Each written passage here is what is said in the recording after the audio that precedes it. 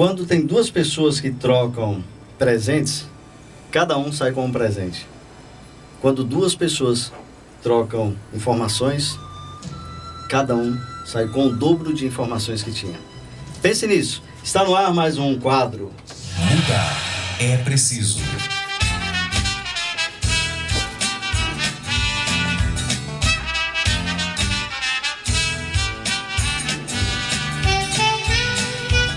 Olá, meus amigos. Muito obrigado por me receber na sua casa, no seu trabalho, onde quer que você esteja. Que Deus continue abençoando o seu dia. E lembre-se, como diz a oração que você acabou de ouvir, agradeça a Deus o enfado, o cansaço e peça perdão das coisas que você mendigou, das coisas que você reclamou. Enquanto tem você que reclama da sua vida, tem várias outras pessoas que estão nesse momento brigando por mais um dia de vida, lutando por continuar vivendo, implorando a Deus por mais uma oportunidade. Quero mandar um abraço para o Tassivaldo, sua esposa, Valdenê, Edivaldo, Reinaldo e Agnaldo. Rosângela, um abraço, Rosângela, do Luciano Cavalcante e Dona Odete, que é a mãe dela. A Márcia e sua mãe, Dona Giselda. Cláudia, sua irmã, no bairro São João do Tauape. O pessoal de lá no cartório, um abraço para vocês, viu? O senhor Antônio César, da empresa Teda Logística, e Dona Daniele. Um abraço, senhor Antônio, foi um prazer conhecê-lo. Quero mandar um abraço para as pessoas do Face, as pessoas das redes sociais, Facebook, Twitter, as pessoas que me acompanham, que estão acompanhando nesse momento aí pela internet. E você que quer acompanhar um pouco mais do Mudar é Preciso, vá lá no YouTube, coloque Mudar é Preciso, ou então Professor Pedro Júnior, e você vê tanto da semana passada, que eu comecei falando sobre empresa familiar, e hoje também que está sendo gravado e daqui a pouquinho vai estar na internet. Semana passada eu falei sobre empresa familiar, riscos e oportunidades. Dando continuidade, hoje nós temos aí mais 3 tópicos. Na semana passada eu falei sobre jamais contratar pessoas que você não possa demitir, falei sobre ponto de equilíbrio de uma empresa e a importância, falei sobre o salário versus prolabore, e também, faturamento não é lucro. Inclusive, eu escrevi um texto essa semana chamado Faturamento não é lucro, e está circulando na internet. Vai lá no Google e você coloca Faturamento não é lucro, e você vai ver esse texto e você pode estudar um pouco mais sobre esse assunto. Ligue para cá, 3454-2515 ou 3454-1888, que a Ana Lúcia vai atender as suas ligações e anotar suas perguntas. Então, você que tem empresa familiar, tem alguma dúvida em relação à gestão de empresa familiar, esse é o momento de você fazer suas perguntas. Hoje, dando continuidade ao tema empresa familiar, eu vou falar sobre o modelo organizacional de uma empresa familiar, vou falar sobre como resolver os conflitos e também, se der tempo, nós vamos falar ainda sobre faturamento não é lucro, certo? Então, olha, na semana passada eu falei da questão do faturamento não é lucro, que muitas pessoas, vou começar logo por esse ponto, dando continuidade e finalizando aí em relação à semana passada, que muitas pessoas de empresas familiares ou de empresas familiar têm aquela mania de pegou um determinado dinheiro, troca logo de carro.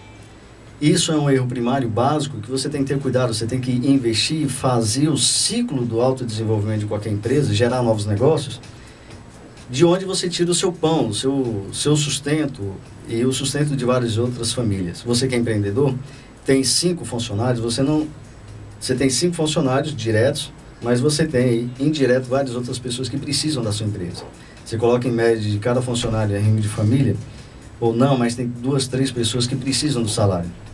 Então, pega a quantidade de funcionários que você tem, vezes 3 ou 4, você tem a ideia da grande responsabilidade que você tem perante essas pessoas. Então, faturamento não é lucro. É preciso que você tenha, assim como eu falei aqui em relação a respeito do dinheiro, o seu dinheiro pessoal, é preciso que você tenha também respeito ao dinheiro da empresa. Quando eu digo que salário não é prolabore, é preciso que você, até uma sugestão que eu passo no texto, faturamento não é lucro, ao invés de tirar um valor X do prolabore da sua empresa, tire um percentual. Por que isso? Se você for transformar todo o faturamento da sua empresa e transformar as despesas, como custo fixo, por exemplo, água, luz, telefone, aluguel, o condomínio, IPTU, enfim, você transforma tudo isso em percentual, no final ele vai ter que dar 100%.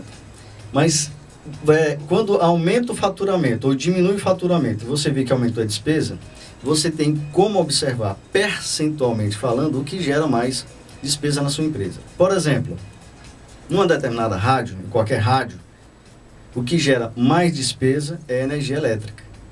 Não sei se você sabe, a energia das 17 às 21 horas é a energia mais cara que nós pagamos.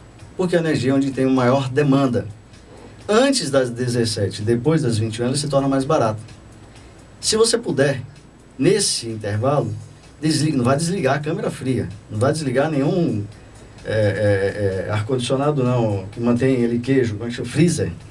Não vai desligar a freezer que mantém a qualidade dos produtos. Eu falei na semana passada, se você quer diminuir seus custos, jamais mexa na qualidade dos produtos. Aumente o preço, melhore a qualidade. Certo? E lá na semana passada, você vê até algumas dicas e sugestões para você melhorar o seu faturamento em relação à qualidade do seu produto. Então, faturamento não é lucro, para finalizar esse ponto. Veja o que você está fazendo, que você pode melhorar ainda mais. A sugestão que eu dei é você transformar o seu Prolabore em percentual. Por que isso?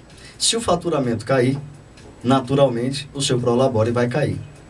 Como você, assim como eu, gosta de ter resultados melhores, acredito que você vai querer aumentar o Prolabore através do faturamento da sua empresa. E aí você vai começar a pensar em alternativas. Se você está tão focado no operacional, na parte tática da sua empresa, e deixa de pensar no estratégico, você não vai crescer. É preciso que você pense estrategicamente, você pense em alternativas de crescimento na sua empresa. Você que tem um pequeno mercadinho, aí você pode passar a observar que tipo de produto falta no seu mercadinho. Se você tem uma farmácia, idem. Se você tem qualquer empresa de qualquer segmento, faça uma pesquisa simples com o seu cliente. Por exemplo, o que você está procurando que não encontrou? O que você gostaria de encontrar da próxima vez? E tem 4 perguntas fundamentais. Anote a primeira. O que nós estamos fazendo de bom que você diz que nós deveríamos continuar fazendo? Ou seja, que nós estamos fazendo de bom que deveríamos continuar fazendo. Segunda pergunta. O que nós estamos fazendo que deveríamos melhorar? Ou seja, não está tão bom assim. Então, primeira pergunta, o que nós estamos fazendo de bom que devemos continuar. Segunda, o que nós estamos fazendo que devemos melhorar, para tornar pelo menos bom. Terceira, o que nós não estamos fazendo, que devemos passar a fazer. Certo? Entendeu? O que nós não estamos fazendo, que nós devemos começar a fazer. Quarta e última pergunta. O que nós estamos fazendo que devemos parar de fazer. Isso, acredito que muitas empresas, apesar de ter uma pessoa que eu gosto muito, meu colega de trabalho, o professor Marins, ele diz que a empresa ela não deve fazer perguntas, pesquisas, sim criar produtos, criar serviços para encantar o cliente, como o tablet. Ninguém perguntou ninguém disse que precisava de um tablet. Ninguém disse que precisava de um pendrive. Ninguém disse que precisava de uma internet. Mas pessoas foram lá e fizeram. Mas aí é um outro nível. Eu estou falando do nível onde você está. Agora que você não encontra uma alternativa para aumentar o seu faturamento. E ainda digo mais, se a sua empresa aumentar o faturamento, ou aqui em Fortaleza, ou no Ceará, em qualquer lugar do mundo onde você está me assistindo, faça uma doação, liga aqui para a Rádio Dom Bosco e dê parte do seu lucro, do seu faturamento aqui para a gente, certo? Vamos ajudar, vamos evangelizar, ou faça parte do clube de amigos. Então, olha lá. Então, dando continuidade. Só relembrando aí essas 4 perguntas. Primeiro, o que nós estamos fazendo de bom que devemos melhorar. Segundo, o que nós não estamos fazendo que devemos melhorar, ou seja, o que nós estamos fazendo de bom que devemos manter. O que nós não estamos fazendo que devemos melhorar. O que nós não estamos fazendo que devemos passar a fazer. E quarta pergunta, o que nós estamos fazendo que devemos parar de fazer. Tá certo? Então, partindo aí para o próximo tópico, modelo organizacional. Olha só que interessante. É o interesse familiar. Puxa vida, empresa familiar. Eu recebi alguns e-mails em relação à última participação aqui na Rádio Dom Bosco, em que uma pessoa disse assim: professor, eu passo um dilema lá na minha empresa, na empresa da qual eu trabalho. é uma empresa familiar e as famílias, elas assumem cargo de direção. E eu faço uma pergunta: onde é que eu vou crescer? Se o crescimento onde eu gostaria de estar está ocupado por um membro da família. E daí? Eu respondo já para você. Então, interesses familiares, empresariais e em favor do objetivo comum e da prosperidade duradoura. Prepare-se a si mesmo. Se você não tem a oportunidade de crescimento na empresa familiar, prepare-se. E saiba que mesmo na empresa familiar existem os conchavos, existem os problemas de relacionamento e os conflitos. E se por acaso é mais fácil na empresa familiar sair um membro da diretoria, e eles vão olhar para dentro de casa, ver se tem algum membro ali, algum componente que esteja preparado para que essa pessoa possa assumir aquele determinado lugar. Se você continuar com esse pensamento, eu não vou me capacitar porque na empresa familiar tem uma determinada pessoa da família do diretor que está ocupando aquela vaga. Se você pensar dessa forma, você não vai se preparar. Pense exatamente ao contrário. Prepare-se, porque a oportunidade um dia chegará. E a oportunidade saberá aproveitar aquelas pessoas que estão realmente preparadas. Nos poucos minutos que eu tenho, eu quero que você ligue para cá no 3454-1888, DDD 85, você que está fora, 3454-2515. Faça a sua pergunta em relação à empresa familiar. Como resolver os conflitos? Pronto, olha, ainda no modelo organizacional da empresa. O sistema próprio de governança. Cada um tem uma forma de gerir a empresa, de administrar a empresa, de resolver os conflitos que ela tem. É imprescindível que a empresa tenha um organograma. O que é um organograma? São aqueles, para quem não conhece, uns quadrados que lá em cima tem dizendo diretor da empresa. Embaixo do diretor para ser uma pessoa ligada aos recursos humanos, o setor de talentos humanos da empresa. Geralmente é um psicólogo que assume essa função.